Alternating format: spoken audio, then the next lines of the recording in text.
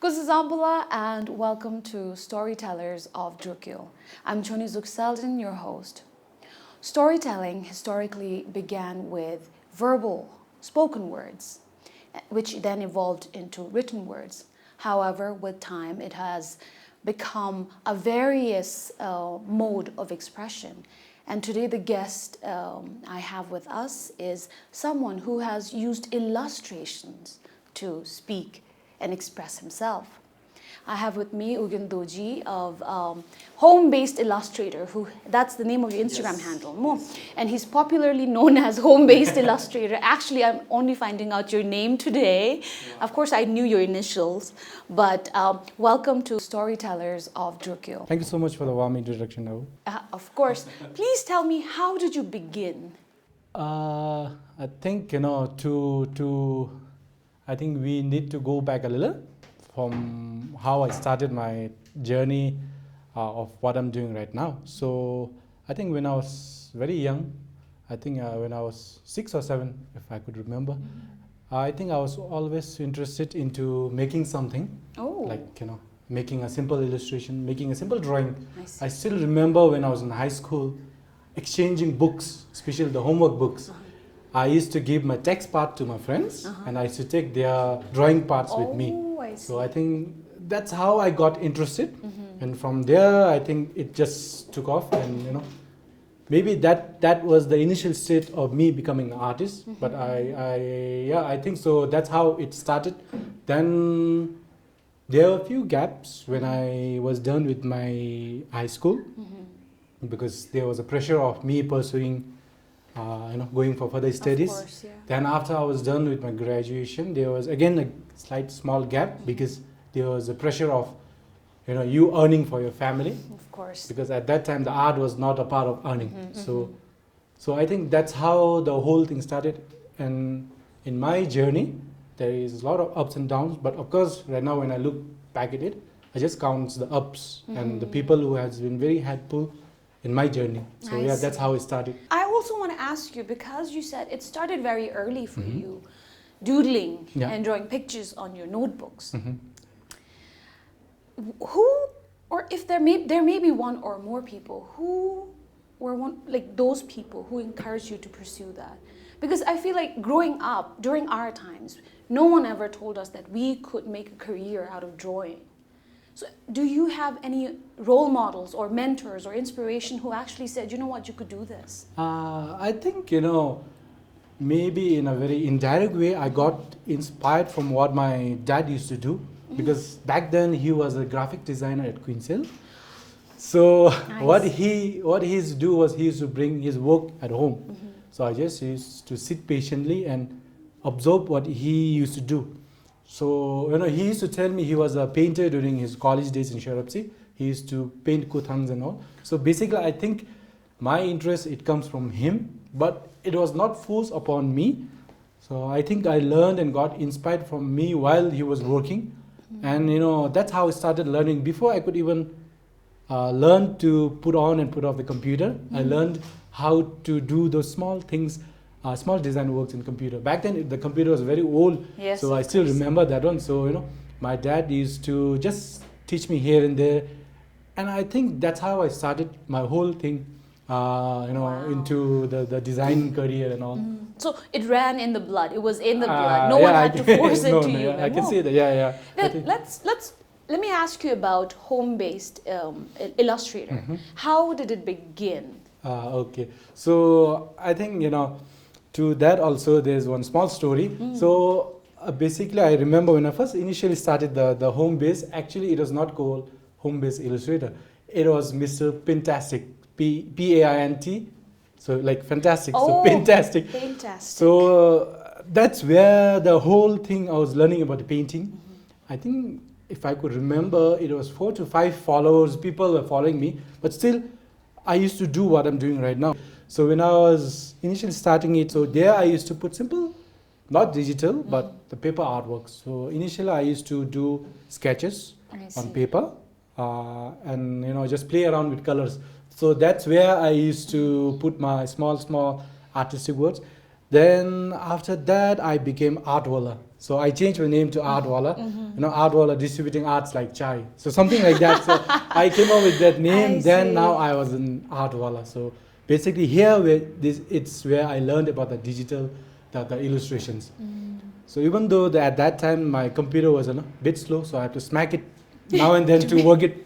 So and I used to do it with a mouse, a simple mouse, because I didn't know the concept of drawing tablet or any other tools. So I just knew like there was something called mouse which we can draw with. So yeah, so that's how I started doing digital work when I was Artwala. Wow. Then after that, I think when I started my second job, then I started investing more in my artworks. Then I think I was on a way to be, becoming one with my artwork. So I was in the process of learning and exploring more ideas. So at that time, I changed my name to Home-Based Illustrator because basically at office, I was doing office work. At home, I was doing what I loved to do, artwork. So basically, the name, it came from that Home-Based Illustrator. Wow. So wait, how far ago was this? When was this? I think it was 2015 or 16. I don't exactly remember. And you graduated college in? 14. 14, okay, all right. What work were you doing after graduation? I started at Queensell as an intern graphics designer. Oh, so basically, okay. all the design tools which I am using right now, I learned it from Queensell. Wow. So I was there for 1 year as an intern. So whatever the design tools I had to learn, the Adobe tools I'm using right now, so all the design concepts, it actually started from Queensell. Then after that, I worked for one of the private company at Tech Park, Scan Cafe. So there I learned about the photographs, the colors, the composition. So I learned everything about that there. Then after that, I joined on the private company. So there I learned about the art of the storytelling, the visual storytelling, the animation, the videos. So now whatever I'm doing right now is all the combination of these three put together. Wow. So all my experience, whatever I've learned, so I put it together and now that's Home-Based Illustrator. So what I'm doing is just sharing my experience. I see. In a way, I would say like that's very fortunate, because I got to learn while working. But yeah, I was very lucky enough to have some learning experience here and there while working. I got to meet people who were very much interested and share the same passion as me. So I got to share their experience and learn from them. But yeah, to begin with, I didn't have any formal training. It is all self-taught, I think. Wow. So, and back then, the YouTube, the training to learn from the video was not very famous. So, I had to learn from books. So basically, I think that's how I taught myself. So, yeah. I see. Wow. Now that's very inspiring actually, and I hope this manages to inspire a lot of the young artists out there, that sometimes we don't get the opportunity to actually get trained or study art, but your passion will take you there, Mimo, for you in your case. Yes, yeah. Again, tell me about the kind of stories that you tell through your art. If anyone has visited my page and if they have come across my artwork, they would instantly notice and they tell me like they know it like it's my art, because first thing is the warm colors I use to tell my story, because colors are a very important part of my artwork. Even color itself, it tells a story. So my artwork and my color is one. So I cannot separate them, say this is color, this is my artwork, no. So first thing is the color. Then second thing is the tone and the story I'm trying to tell through my artworks. If you look at my artworks, it's very simple. At first glance, it looks very animated, it looks very cartoony, it's very simple, but if you try to connect it with with my artwork, you'll get the story, because I don't have to go there and explain the story. And the beauty of every artwork or every work you do is that the thing, your work speaking for yourself.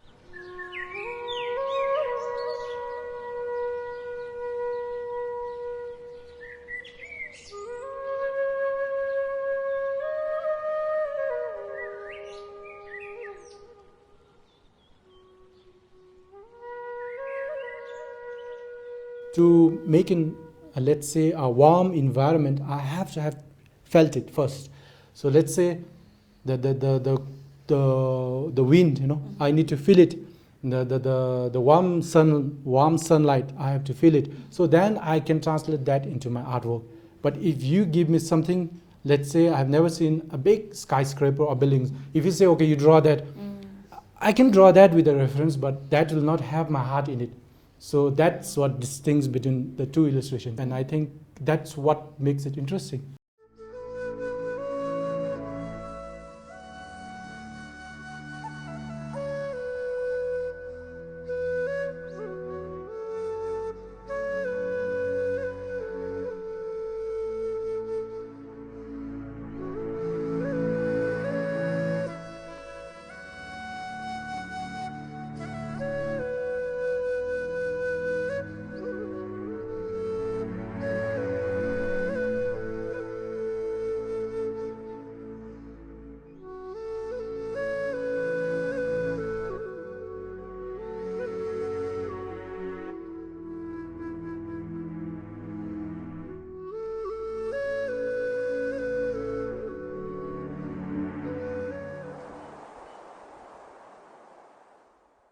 You have used art as just to express a story, but then you've also been fortunate enough to be hired to express and use your art to express written words and stories. Yes. Tell me about that experience. Is it different? The process is not so different, but yes, when I make artworks for myself, the personal artwork, which is just one pager, is slightly different than you making a whole book, because in a book, what you need to understand first is the manuscript of the author. So you have to be in the shoes of the author to understand what the author is trying to express. Now that expression I have to complement with my artworks. So the creative process is a bit different, because in a way I have to think from the author's perspective. But when I make it for myself, the thing is the story is already inside my head. Nice. So I just have to put it down on a paper. So when people ask me how long does it take? So I usually say to actually make an artwork, I could make it in 1 hour, I could make it in 3 hours, I could make it in even 10 minutes. It doesn't matter. But what matters is the time taken to formulate that idea, the concept. So the concept, it takes around a month. Sometimes it takes around 2 months. The concept is very important, because that's the foundation. So there you take more time. There you explore. There you explore with colors. There you explore with styles. So that's the most important part. Once you have the concept, then it becomes very easy to lay upon. So that's how usually I work. And whenever I do a book, the concept part is already been laid out by the author. So, but in a way, now the most challenging part, or the most challenging work while working in a creative field, is thinking for someone else. No, if you are doing it for yourself and you're putting your head, then it's easy. But now you're thinking from the author's perspective. True. So now, how do you align your artwork with the author's write-up? Because your artwork needs to complement it cannot be different from whatever the author is feeling. So whenever I'm working with the author, I always try to understand their wording first. Then I try to maybe highlight some of the key points, and that's where I formulate the concept, which will go with the write-up. So it's a very interesting work process, because it's the process that I enjoy the most, because there you get to visualize the picture, think something different. So yeah, I think that's the most interesting part. Yeah. Wow. And it's mostly children. Yes. For children. Yes. Oh, wow. So you have a couple of books under Yes, your ma'am. wings, Memo. But then there's also an animation series that's coming up in Samu. Oh, yes. Let's yes. talk about it. Yes. Yes. So thank you so much for bringing it up. We launched our book. So Ox Media and me, we together launched a book, the Dawa's Little Journey. So it's about a Dawa, a little girl who's exploring the universe, the entire universe. Now, we are very fortunate enough to have Samu on board, and now we are working with them together to produce a series, a mini series, based on the book. So theme is same. So it's about Dawa's journey into the space beyond. So yeah, so that's a very interesting project that's coming up. So we are working on that one. So hopefully, the people will receive it the way they received my artworks. So yeah, so that's coming up. This is very exciting. I can see, as I'm talking to you, I can see this gradual progress that you've made. You started with like a one-pager, like you said, one art to look at that goes on your Instagram. Then it went into books, and now it's going on television or on laptops, much on screens. Yes, How do you feel about that? Did you ever imagine you'd get this big? No, so I never imagined that my works will be recognized in this way. I'm very fortunate enough, I don't have words to describe how blessed I feel, because when I look back, I tend to visit all the hardship, the things I had to go through, because like I said, during my time, to make a living out of artwork, people will just say you're crazy. Yeah, there wasn't many examples. Exactly. Yeah, exactly. And there was when I was into that digital artwork field, there was not so much where I could look up upon and refer their works and just help me. So in a way now, when I look back at it, of course I'm very proud of how much I've achieved, but at the same time I know there is a lot to be learned. So and I always believe the learning never stops. You have to keep learning, because if you stop learning and if you're content with what you know, so you are never going to improve. With storybooks, it's easier because the writer has already written the story, and then you have to come up with a concept of putting it out as an image. But usually, how do ideas come to you? I think there's no definite process to formulation of the ideas and concept. But yeah, one thing which I do is because there's something called writer's block, but I don't know what it's supposed to call for artist block maybe. Yeah. So whenever I get that artistic block, what I do is I tend to take a walk, or because the nature is the best teacher. So I could say most of my color inspiration I take is from the nature itself. See, where the combination, you see, if you have closely watched the sunset, you'll see the hues of orange, yellow, blue mixed together. So it's presented in such a way, it tells a story. The nature is trying to tell a story. That helps me, Then I think, like I said, to make that happen into a book or make that happen into a digital illustration, it comes very easy to me, because of course I've put in like 7 to 8 years of experience. So putting down, it comes very easy. But having to get that idea is the most challenging part. So to have that concept, to generate that ideas, you need to experience that one. You need to have gone through all the process. Then your head will be used to making that process, running that process in your head, like, okay, I should do this, I should do this, then that's how I'll make a drawing. So through experience, and sometimes whenever I have an artist block, what I do is I tend to work at multiple projects. So I tend to work, if I'm working on one book and one illustration design here, what I do is I work on a book. Whenever I have an artist block, I'll just jump into this. So to take a break from art, I do an art. Wow. So that's... Wow. It actually makes me very jealous that you and I get to live in the same city, yet you get to actually focus on the beautiful things while I'm driving past it to go to work.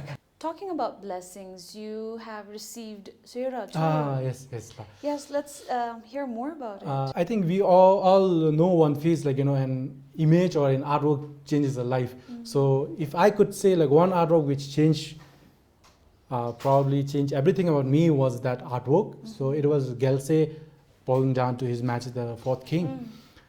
So, that is also like very interesting story. What happened was my intention was never to make it very viral, and I just wanted to preserve the memory, because when I made that one there was no photograph, because I just saw live on the television. So I thought, no, this is something historic, because it was such a beautiful moment. No? Everybody, all the Buddhists, we were blessed to see that. So then I said, okay, I should make that one and maybe preserve that. So, and yeah, I made that. I shared it, and you never had an artwork being shared at that level, no? So then I was very happy, of course. Then His Majesty granted me a Selra for this artwork, this art piece. Then the Yellow Bhutan, they did a profile on me, and after that, I think people, they slightly knew about home-based illustrator. Because of that blessing, I knew, okay, so now since that's my passion, that's my interest, so I need to do it, full time. So I think maybe that's one reason where I decided to, okay, now it's time for me to venture on my own. I see. Now, with popularity always comes criticisms. Do you get criticisms? Of course, it's not that, the thing is, when I'm on social media, especially Instagram, I get personal messages, like, people having some criticism about my works. But of course, there are some constructive criticisms, and then there are criticisms which doesn't have any relevance to my artwork. So that's how you separate them. Some criticisms are very valid to me. It comes from the professionals who are into my kind of field, and they share the similar interest. They put it in such a way, like, you feel, okay, they are teaching you something. Those criticisms, yes, I take it. And of course, what I find these days is, people not willing to accept criticism, the constructive criticism. Yes. They feel like, because even I would understand that they're feeling, because, they have worked on something for so long, that now they feel that's perfect and they don't want anything. If I have put 10 hours of my time into one piece, from inside I would say, like, okay, I have put so much time, now you have to be connected, feel my artwork. But that's not the case. That doesn't work like that.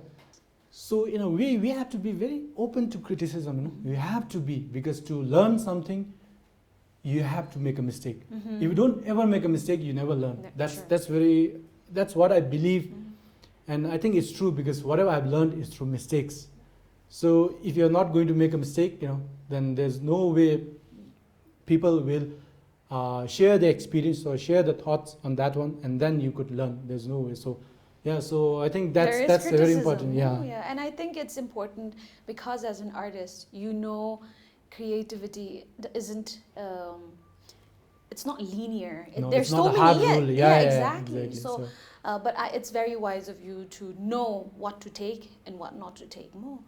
I want to ask about the challenges that you faced right now as a visual illustrator, especially a Bhutanese visual illustrator. What are some challenges?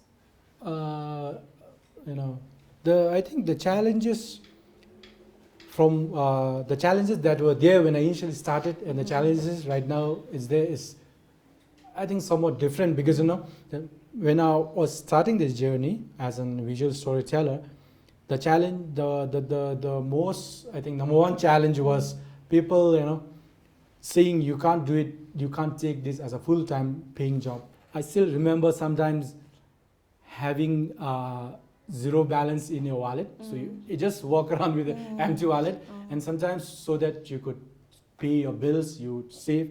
So I started saving by walking to my office. It was around, I think, 1 hour walk, where I used to work and where I used to live. So yeah, in a way, there has been a lot of sacrifices I have made so that I could balance that. So the first challenge is, like I said, the mindset of the people, which you can't really change because it's the other person thinking. But what you can do is you can change yourself the way you think. So that's how you change the other person's perception. And second is the time management.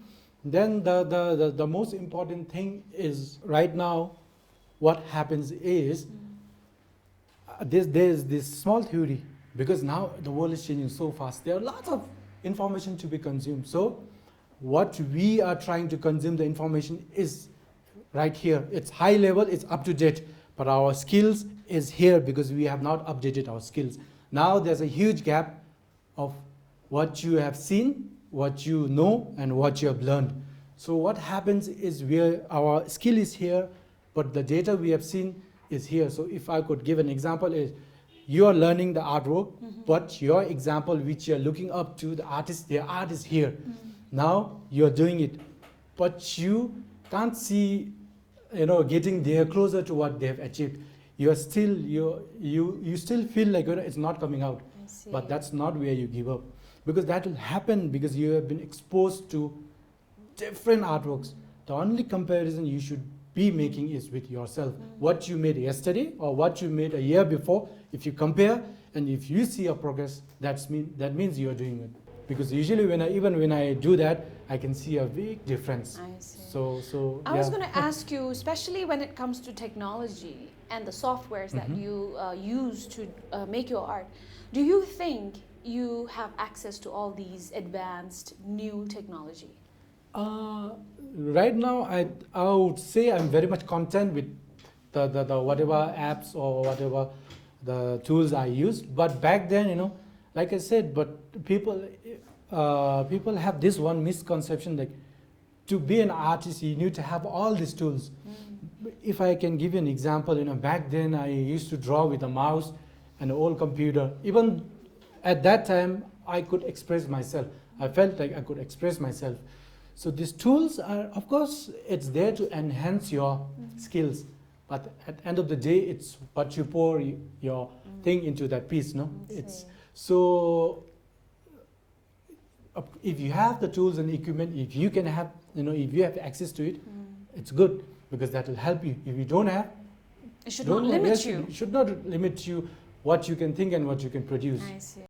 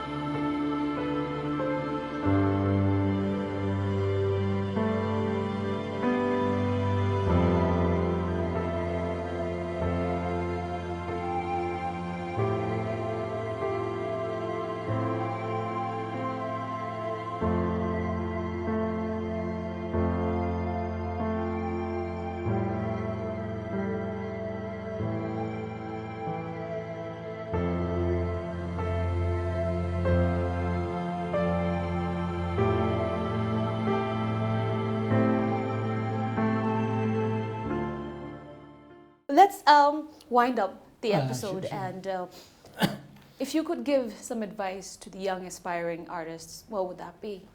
Like I said, it will be, first thing is to keep pursuing what you love, and when you are doing that, do it all your heart and passion. You don't necessarily have to make a very complicated or intricate artwork to be called as an artist. It could be a simple brushstroke, it could be a simple flower, but the thing is you put your heart and soul in that, and that could speak for yourself. Then the second one is take constructive criticism, be open, but it's very important like which one is good for you, It's like, medicine. You can't just take all the medicine together. Okay, this medicine is good for me. So it's like that. You take the feedback. Okay, that will improve me. So, and of course, that will be very difficult if you are just at the initial stage. But just keep up with that one. No, gradually you'll get the hang of it. Because initially it will be difficult, because that's what I've gone through. And the important thing is always enjoy the process. That's what I always say. Enjoying the process is very important, because if you don't enjoy the process, that means that work is not meant for you. I remember someone quoting this one, like, if you are lucky, you'll get to work on something you love. But if you're even luckier, you'll get to work on something which you love every day, and someone will pay you to work on that one. Wow. So that's exactly how you're living your life. Yes, of course, it will take time for you to see the success, to reap that fruit. But in a way, if you try, keep on trying, keep on giving 100% in everything you do, it will eventually take you somewhere from where you are, and that somewhere will be, I'm sure it will be something better than what you are having right now. So. Well, okay, I'm inspired, and I'm not an artist. It was such a pleasure talking to you. I can completely see the passion that you have for your work, and I hope it exudes to whoever's watching the show right now. And it's really good that our country now has passionate, creative artists such as you. We hope you enjoyed today's episode. We hope to bring more inspiring artists for our future episodes. Join us next week. Thank you for watching. Bye-bye.